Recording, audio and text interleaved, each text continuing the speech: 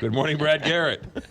Good morning, McGraw. I'm going to keep it to the subject at hand, and that is the FBI. I don't want to get you in trouble because I think I just got Jimmy Holder in trouble. All right. So the FBI comes out and announces these NCAA charges. What's going on behind the scenes? This was a complete surprise to just about everybody.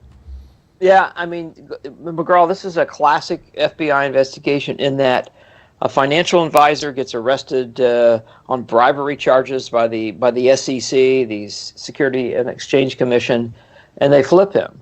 And he says, look, I can put you inside all of these shenanigans that are going on between financial advisors, coaches, money paid to families, et cetera, et cetera. And so I think, we don't have the details yet, of course, he teed the ball up for meetings. Then they send agents undercover and to have conversations, audio and video recorded, where people out and out say, we're going to give you X for Y, or we're going to guide this particular kid to a particular school, and Nike's going to, finance it, or whatever it might be.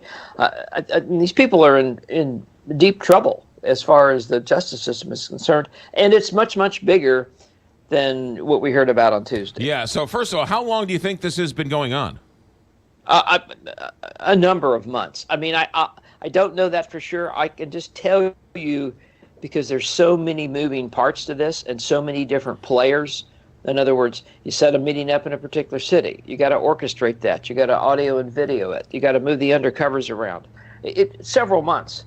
And we haven't seen, I think, the last of who may get charged. So why do you think that if they had that early morning raid and got a couple of coaches, what makes you think this is a larger scale? Just because if you look, McGraw, at the number of schools, let's say, for example, 24 schools in this country made $100 million, make $100 million plus annually off their sports programs, that whatever has occurred at the half a dozen schools they've mentioned, Auburn, et cetera, is going on at dozens and dozens of other schools. And I think what they're trying to do is the following. Look, we've charged these people. We know there's other folks out there. You need to come forward. Your program needs to come forward. And they will use, McGraw, as we always do, these people that they've charged to flip. They'll flip them. They'll give them information and other names and other people, et cetera. So, this is kind of like a mushroom cloud that just sort of gets bigger at the top. So when the story first broke, Rick Pitino and Louisville was not mentioned. And then yesterday, Rick Pitino all of a sudden resigns or is quit or is on unpaid leave. So we can assume Louisville is caught up in this as well.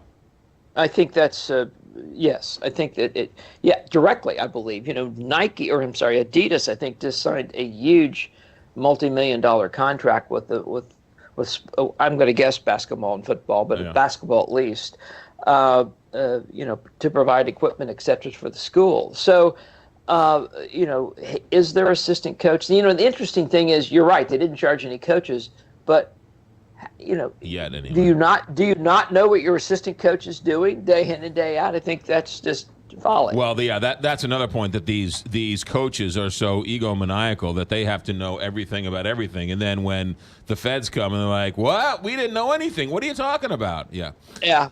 People love to minimize. Yeah. So, do you think this changes the landscape of college basketball? I mean, how big could you hearing this could be? I mean, could this devastate programs and wide conferences because of all this?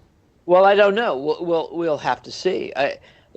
As we mentioned earlier, it's such a huge amount of money that these schools make off of primarily basketball and football. Right. That how can they sort of put the horse back in the barn? I don't know how you do that, because the NCAA have these rules. You can't pay them, so you basically collectively have created this black market. Yeah. To move these players around and pay them and get them contracts and so forth, and let them sort of, in some cases, basically slide through college. Yeah, and so I don't know that this is a tough one as far as how do you wean them off $100 million a year? I mean, I'm not sure you do.